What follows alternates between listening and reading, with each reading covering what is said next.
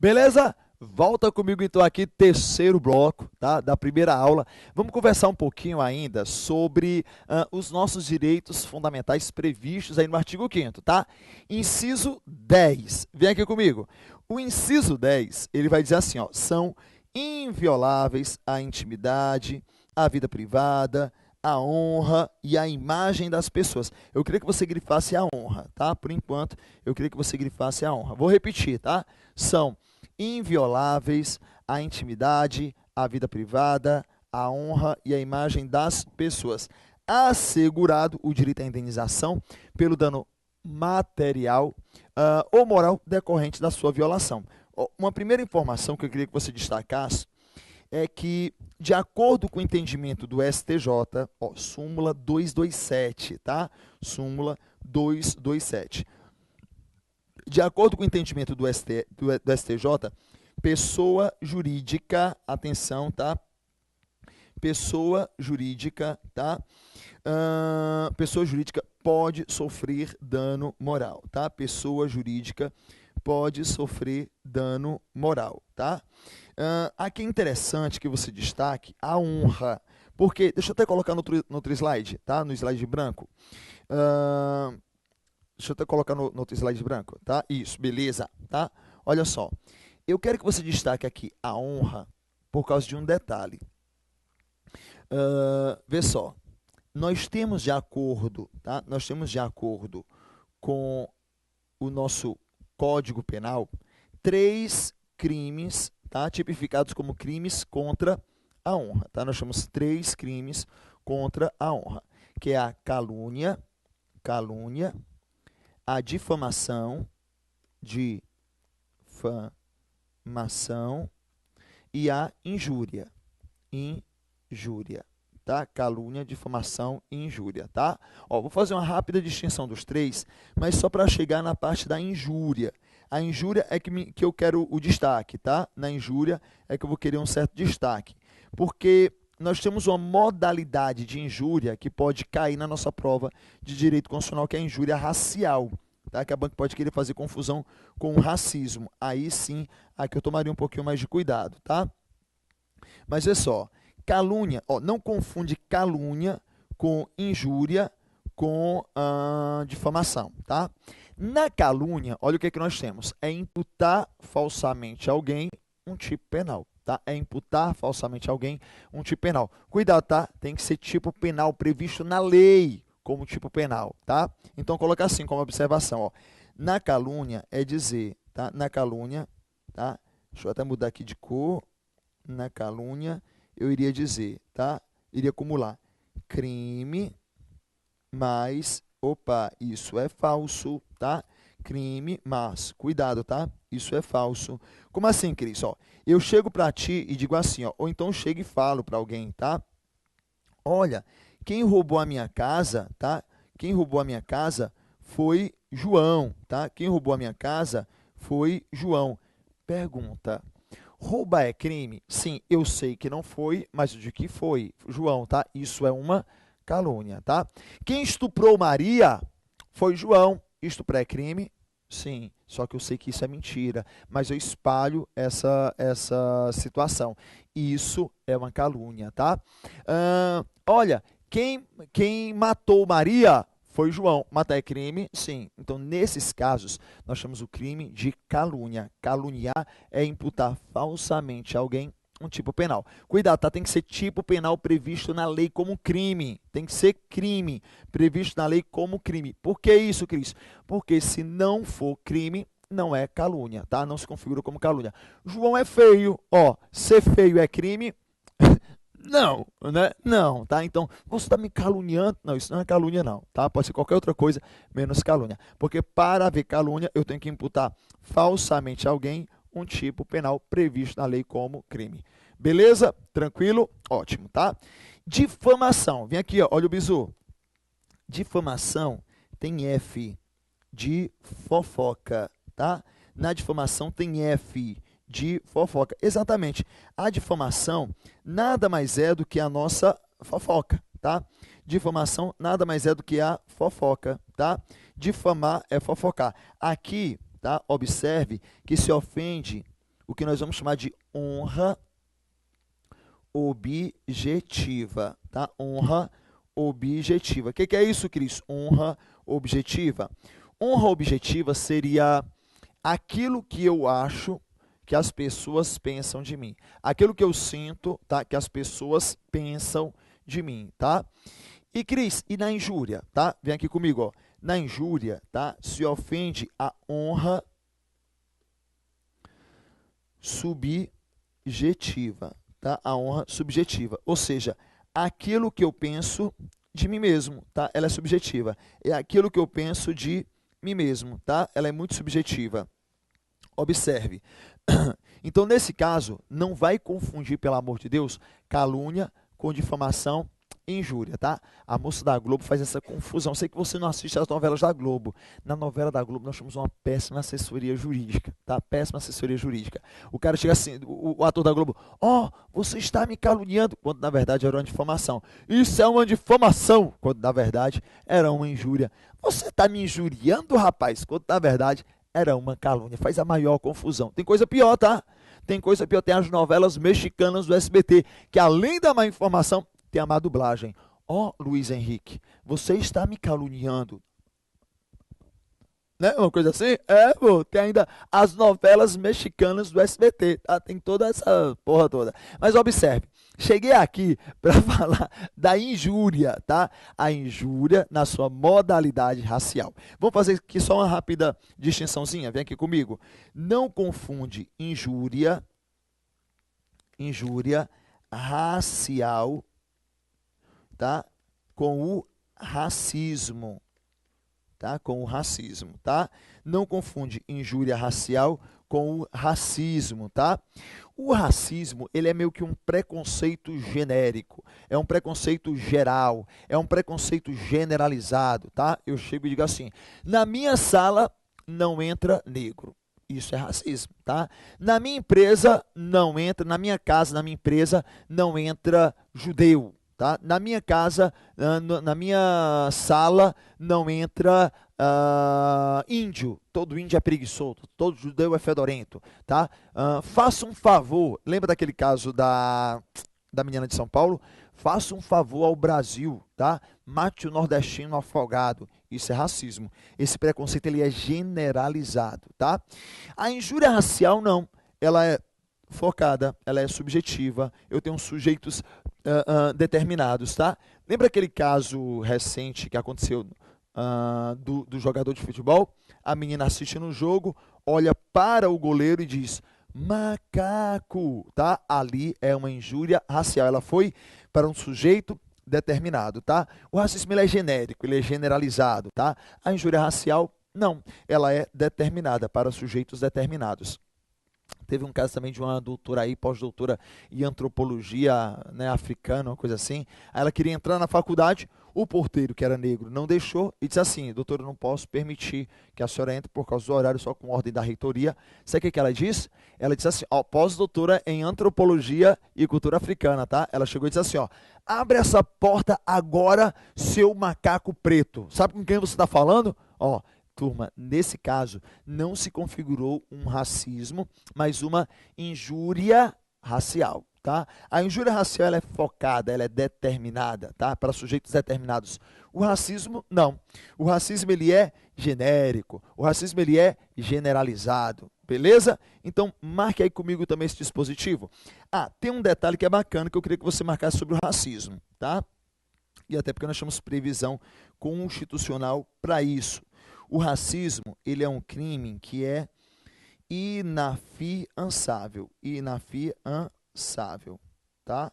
Ele é um crime inafiançável, tá? Racismo, ele é inafiançável. Ou seja, não há que se falar em pagamento de fiança para se responder o processo em liberdade, tá bem?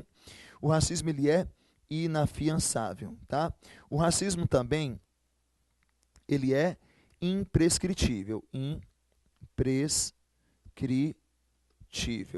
Racismo é inafiançável, ele é imprescritível, tá? Ele é inafiançável, ele é imprescritível e tem mais, tá? Não tem prazo de validade, tá? E tem também, tá? E tem também mais uma, sujeito à pena de reclusão, reclusão, tá? Sujeito à pena de reclusão, tá? Sujeito à pena de reclusão, tá? Espera aqui, deixa eu só fazer uma marcaçãozinha. Pronto. Muito cuidado com esse dispositivo aqui. Sabe por quê? A banca geralmente faz uma perguntinha básica dizendo assim, ó: o racismo é um crime inafiançável, imprescritível, sujeito à pena de... Dois pontos. Letra A, multa. B, prisão simples. D, detenção. A, multa. B, prisão simples. C, detenção. D, reclusão. Turma, olha o bizu. R de racismo, R de reclusão, tá? Olha só. R de racismo, R de reclusão, tá? Pena R de racismo, R de reclusão. Marca isso, tá? Marca isso. Beleza? Ora, em contrapartida, a injúria ela é prescritível, tá? Prescreve em 6 meses e a pena é uma pena mais simples, é uma pena de detenção. Beleza? Marca isso, porque isso é importantíssimo para a sua prova, tá bem? Deixa eu só voltar no outro slide para a gente poder bater um outro papo, tá? Eu queria que você marcasse comigo, tá? O inciso 11. Poxa, esse inciso 11 é a cara da sua prova, tá? A casa é asilo inviolável do indivíduo e nela ninguém pode penetrar sem o consentimento do morador. Vou até repetir, tá? A casa é asilo inviolável do indivíduo e nela ninguém pode penetrar sem o consentimento do morador. Detalhe aqui, tá, querido? Vou dar uma paradinha aqui. Quando eu leio o termo casa, cuidado, não leva a literalidade do texto para a tua prova. Casa, tá? A casa é asilo inviolável. Casa, só casa, cristão, casa, apartamento, casa de campo, casa de praia, flat, tá? O quarto é que para se a casa para efeitos da inviolabilidade domiciliar, tá? O quarto do hotel, tá? A clínica do médico, o escritório do advogado, tá? Segundo a jurisprudência, há uma extensão desse conceito de casa, porque, vem aqui comigo, casa deve ser entendida no sentido de domicílio, tá? Onde eu tenho endereço, onde eu posso ser encontrado, tá? Onde eu tenho endereço, onde eu posso ser encontrado, tá bem? Pergunta. Bulé de caminhoneiro, tá? A bulé, não é a mulher não, tá? É a bulé do caminhoneiro, tá? Do caminhão, do caminhoneiro. Configura-se, equipara-se a casa para efeitos de inviolabilidade? Resposta: não, tá? Resposta: não, tá? Eu pergunto a você, se por exemplo, tá? Isso é decisão do STJ, tá, turma? Se por exemplo, a polícia suspeita que ali tem arma, tá? Na bulé do caminhão, ou drogas, a polícia precisaria de ordem judicial para entrar na bulé do caminhão? Não. O STF disse que bulé do caminhão é instrumento de trabalho e não domicílio, tá? E não casa. Portanto, perceba, bulé de caminhoneiro configura-se como casa, equipara-se a casa para efeitos do dispositivo da Constituição? Resposta: não, tá? Não. Agora é o seguinte, a casa é asilo inviolável do indivíduo e nela ninguém pode penetrar sem o consentimento do morador, salvo em algumas situações, tá? Salvo em algumas situações. Perceba que esse dispositivo ele não é absoluto. A Constituição traz situações que eu poderia adentrar na sua casa durante o dia e durante a noite, mesmo sem a sua ordem, mesmo sem sua permissão, tá? Vamos fazer uma tabelinha, eu vou colocar aqui na tela em branco, só para montar, tá? O caso durante o dia e o caso durante a noite, tá bem? Olha, durante o dia, tá? Nota comigo isso. Eu poderia entrar durante o dia, eu poderia entrar em algumas situações e à noite também em outras situações. Durante o dia eu posso entrar no caso de flagrante delito, ou no caso de desastre, ou para prestar socorro, ou ainda com ordem, opa, deixa eu apagar aqui, ficou feio, ou com ordem judicial, ou com ordem judicial. E à noite, Cris, no caso de flagrante delito, ou desastre, ou prestar socorro, ou com ordem judicial, ou com ordem judicial. Não, Cris, ó, não há ordem judicial durante a noite, tá? Ordem judicial só durante o dia. Cuidado com isso. Vou repetir, ó. Durante a noite, tá? Durante o dia, perdão. Eu posso entrar na sua casa, ó, ainda que sem sua autorização. Se for para, no caso de flagrante delito, desastre, prestar socorro ou ordem judicial. E à noite, flagrante delito, desastre, prestar socorro. Ordem judicial, não, tá? Ordem judicial, não. Vou até apagar, né, para a gente não fazer confusão, tá? Ordem judicial, não, tá? Não. Então, observe, eu posso entrar na sua casa e, turma, é até meio que lógico isso. Imagina só que a polícia está em perseguição. Imagina que a polícia está em perseguição, perseguindo aí 4, 5 estupradores. Entra na tua casa, a polícia vai chegar assim, ó. Oh, dá licença, porque eu sou da polícia, eu poderia entrar aí na sua casa, já que temos aí 4, 5, 6 estupradores, nesse caso, que entraram na sua casa? Lógico que não, a polícia já entra, é flagrante, tá? Ou prestar socorro, desastre. Imagina só que eu estou lá jogando meu PlayStation, tá, em casa, escuto um barulho, quando olho assim pela porta, o teto da minha vizinha caiu em cima dela. Ô minha vizinha, dá licença, eu poderia entrar aí na sua casa só para lhe dar uma ajuda, lhe prestar um socorro, tá? Claro que não, pô, tu já entra naquela casa. A grande polêmica gira em torno do último dispositivo. Vem aqui comigo. Durante o dia, com ordem judicial, tá? Durante o dia, com ordem judicial, tá? Durante o dia, com ordem judicial. Como assim, Cris? Vamos lá. Que horas começa o dia? Que horas termina o dia para efeitos de durante o dia com ordem judicial? Veja bem, tá? Veja bem, o dispositivo aqui, ele vai dizer assim, ó. Nós temos duas teorias que podem ser apontadas. Eu vou destacar só uma, tá? Que é a mais importante. Ó, nós temos a teoria do crepúsculo. Cris, como é que funciona essa teoria do crepúsculo, tá? A teoria do crepúsculo vai dizer assim, ó, que o dia começa com o primeiro raio da matutina e vai até o último raio do crepúsculo, tá? O dia começa com o primeiro raio da matutina e vai até o último raio do crepúsculo. Beleza. Só que nós temos uma teoria que é a mais cobrada na sua prova, que é a teoria tá? Cronológica, do relógio.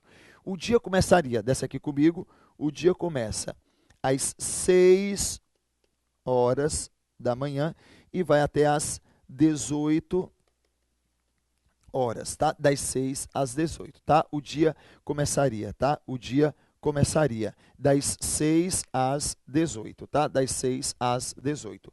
Pergunta: imagina só que com ordem judicial a polícia tem entrado na sua casa aqui, ó, às 17h45 e lá permaneceu até às 22 horas. Poxa, isso seria possível? Resposta: sim. Porque esse horário que a Constituição, que a jurisprudência, que a doutrina entende como dia das 6 às 18, não é configurado como horário de permanência. É horário de ingresso, é horário de entrada. Se eu entrei dentro desse limite das 6 às 18, agora, posso virar até a noite, tá? Agora, observe, as provas que serão colhidas serão listas? Sim, tá? Porque, mais uma vez, não se configura horário de permanência, mas horário ligado à entrada. Se ele entrou das 6 às 18 com ordem judicial, perfeito, tá? Então, observa novamente comigo, ó. Eu posso entrar durante o dia, tá? No caso de flagrante delito, desastre, para prestar socorro, tá? Para prestar socorro, e também com ordem judicial, tá? E também com ordem judicial, tá? E também com ordem judicial. E à noite, flagrante delito, desastre e prestar socorro, tá? Flagrante delito, desastre e prestar socorro. Beleza? Ordem judicial durante a noite? Não. Ordem judicial durante o dia. Beleza? Tranquilo, né? Outro dispositivo, vou pedir só para o meu câmera colocar no outro slide, tá? Outro dispositivo bacana que você poderia marcar aí seria o do inciso 12, tá? Inciso 12. Eu vou primeiro ler para você esse inciso e aí depois eu vou fazer um esqueminha para você, tá? Vai acompanhando comigo. Inciso 12. É inviolável o sigilo da correspondência, da comunicação telegráfica, de dados e da comunicação telefônica. É inviolável o sigilo da correspondência, da comunicação telegráfica, dos dados e da comunicação telefônica, tá? E das comunicações telefônicas, salvo no último caso, ou seja, salvo no último caso, tá? Salvo no último caso, que é o caso da comunicação telefônica, tá? Salvo no último caso, que é o caso da comunicação telefônica. Essa daqui poderia ser quebrada, mas se for quebrada, só pode ser quebrada com ordem judicial, tá? Somente com ordem judicial. E para fins de investigação criminal e instrução processual penal, tá? Vamos então aqui comigo. Vou só pedir para o meu câmera colocar no outro slide, em branco, para a gente fazer um esqueminha aqui. Olha só. De acordo com a Constituição, eu quero que você note aqui, ó, tá? De acordo com a Constituição, é inviolável, tá? De acordo com a nossa Constituição, é inviolável. Deixa eu marcar aqui, é inviolável, tá? É inviolável. É inviolável, tá? A correspondência,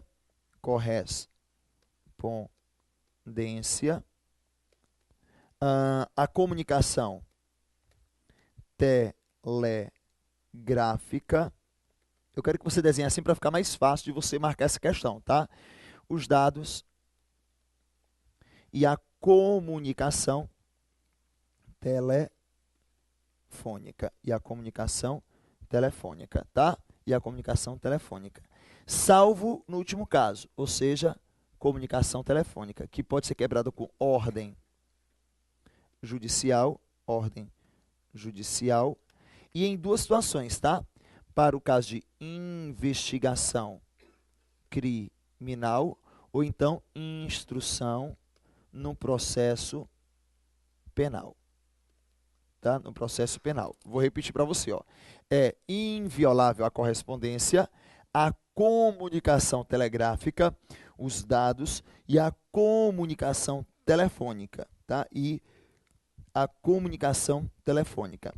Salvo, no último caso, comunicação telefônica, que pode ser quebrado com ordem judicial para fins de investigação criminal e instrução processual penal, tá? Instrução processual penal, tá? Um detalhe aqui, queridos, primeira pegadinha que a banca pode fazer com você é a pegadinha do deslocamento de palavras, tá? Pegadinha do deslocamento de palavras. Cris, como essa pegadinha do deslocamento de palavras? A banca vai deslocar, tá? A banca vai deslocar palavrinhas aqui. Por exemplo, tá? Ela vai trocar de lugar esses dois, ó, comunicação telegráfica, comunicação telefônica, tá? Ela vai trocar essas palavrinhas de ordem. Por exemplo, ó, é inviolável, continua na tela mesmo, tá? É inviolável a correspondência, a comunicação telefônica, os dados e a comunicação telegráfica, tá? Opa, salvo no último caso. Se ela substitui, tá?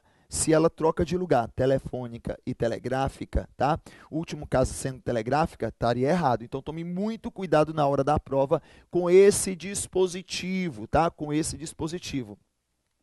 É inviolável a correspondência, a comunicação telegráfica, os dados e a comunicação telefônica. Eu quero que você entenda, não é que eu tenho que decorar nessa ordem, eu quero que você entenda que a comunicação telefônica é que vai ser quebrada com ordem judicial, tá?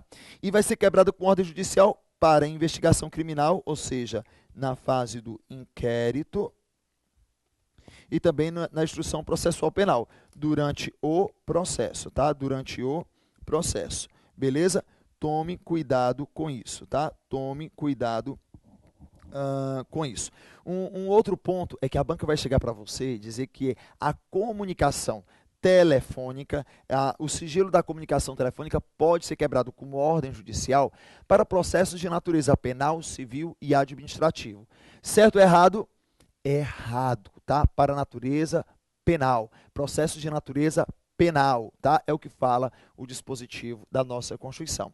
Olha, já que a gente está falando sobre sobre comunicação telefônica, não vai confundir interceptação telefônica com escuta telefônica, tá? Vem aqui comigo. Deixa eu fazer até uma esqueminha aqui para a gente fazer, tá? Vou só pedir para o meu câmera colocar mais aqui alguns slides, tá? Para até voltar para mim mesmo. Beleza. Você é o cara, tá? Ó, não vai confundir escuta telefônica. Não vai confundir escuta telefônica com interceptação telefônica, tá? Com interceptação telefônica. Não vai confundir escuta telefônica com interceptação telefônica, tá? Na escuta telefônica, tá? Na escuta telefônica, eu tenho aqui, ó, A conversando com B, tá? A conversando com B e uma terceira pessoa, vou chamar aqui de Polícia Federal, gravando, escutando essa conversa, tá? Na interceptação, Cris, como é que funciona? Ó, eu tenho A conversando com B e uma terceira pessoa gravando, escutando essa conversa, tá? Cris, qual é a diferença então? Porque para mim é a mesma coisa. Tem razão. Inicialmente, tanto a escuta como a interceptação telefônica tratam do mesmo dispositivo. Tratam aqui da mesma coisa, tá? A diferença é que quando eu falo numa interceptação, nem A nem B sabem que a conversa está sendo gravada. Nem A nem B sabem que a conversa está sendo gravada. No caso da escuta, olha só, vem aqui comigo, ó. No caso da escuta, um dos interlocutores sabe que a conversa está sendo gravada. Enquanto na interceptação, nem A nem B sabe que a conversa está sendo gravada, no caso da escuta, um dos interlocutores sabe que a conversa está sendo gravada, tá? É o caso, por exemplo, da delação premiada. Já ouviu falar em delação premiada? Ó, um dos interlocutores, tá? Um dos comparsas, um dos criminosos está ali arrependido, e aí, nesse caso, ele vai delatar os demais. Ele vai auxiliar os demais. E nesse auxílio, ele vai ter alguns benefícios, né? Sua punibilidade sua pena vai ser diminuída, né? Sua vida também será diminuída quando os outros descobrirem, não é verdade? Tá? Então, observe que nós temos aqui, tanto na escuta como na interceptação, nos dois casos é necessário ordem judicial, beleza? É necessário ordem judicial. Deixa eu só voltar novamente lá no outro slide, tá? No outro slide. Marque esse dispositivo, tá? Então, só para confirmar, ó, interceptação telefônica sem conhecimento dos interlocutores. Escuta telefônica com conhecimento de um dos comunicadores, dos interlocutores, beleza? Não esquece de marcar esse dispositivo, que ele é importantíssimo aí para a sua provinha, tá? Para a sua provinha. Ó, é livre o exercício de qualquer trabalho, ofício ou profissão, claro que atendidas as qualificações profissionais que a lei estabelecer. A gente vai fazer assim, ó, a gente vai dar um tempozinho aqui, um time, quando eu voltar, eu vou voltar com 2 dispositivos da nossa Constituição que são importantíssimos aí para a sua prova. Eu volto já já.